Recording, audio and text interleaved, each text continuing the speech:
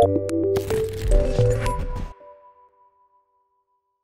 teman-teman, selamat datang kembali di rubrik Dokter Kolektor bersama saya Dr. Aldo. Udah cukup lama ya vakum ya, karena saya kebetulan habis sakit saraf kejepit. Ini juga masih pemulihan pasca operasi. Makanya ini mereview sesuatu yang saya nggak perlu ribet, Iron Spider ya, bass 1/2 scale. Ini dari PJ Studio. Ini dia barangnya teman-teman, tapi ya seperti biasa saya akan review bungkusnya dulu ya. Nah, boxnya ini sebenarnya nggak terlalu penting sih di review karena boxnya cuma kardus biasa ya. Ini ada tulisan China-nya, terus juga dalamnya cuma ditutup dengan gabus biasa, terus bassnya nanti diplastikin gitu ya. Jadi cukup simpel lah, boxnya nggak ada kayak art cover yang bagus itu gimana. Nah, untuk figurnya sendiri ini bisa kita lihat cakep ya teman-teman ya. Ini saya putar dulu deh bagian belakangnya, ini bagian depannya ya.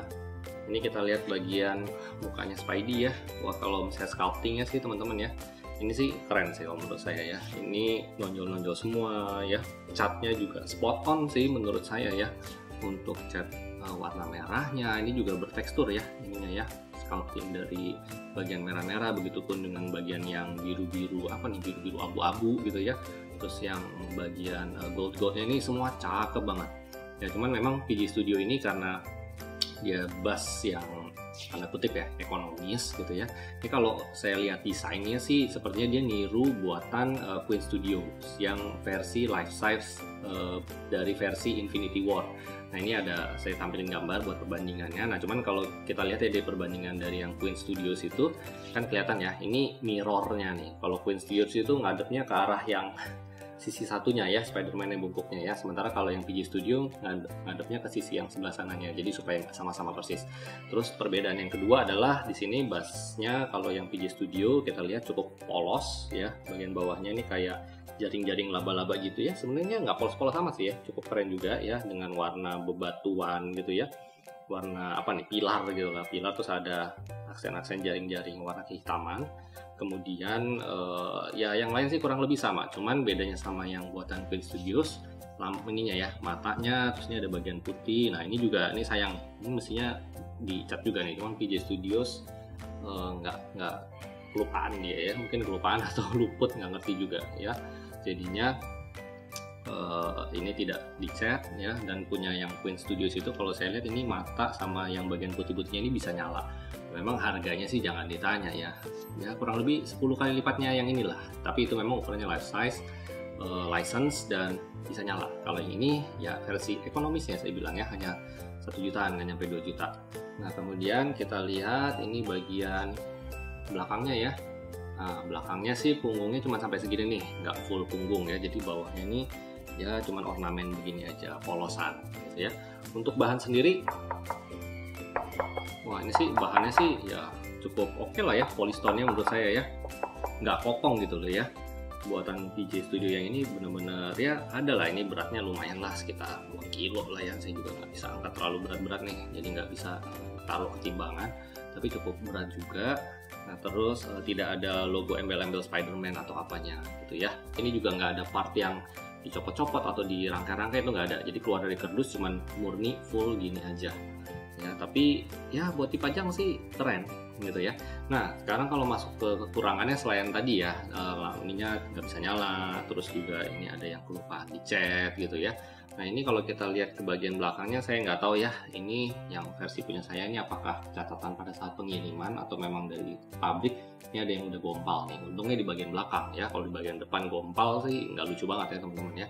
Nah, tapi yang lain-lain sih cukup rapi. Oh, sama yang ini.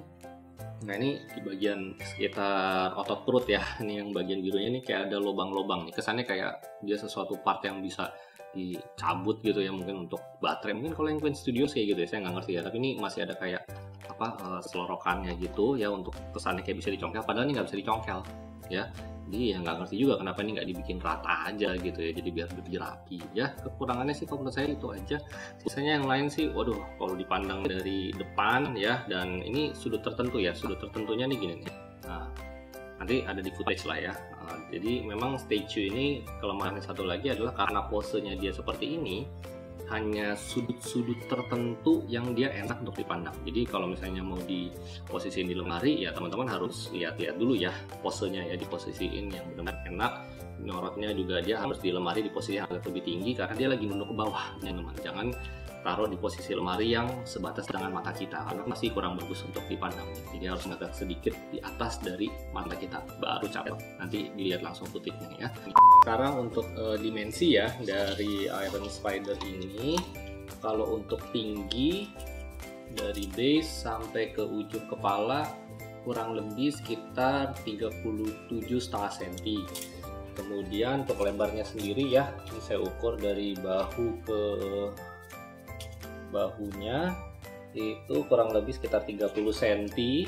Kemudian nah ke depannya, kalau misalnya dari ujung kepalanya nih sampai ke belakang ini juga kurang lebih dimensinya sekitar 30 cm ya.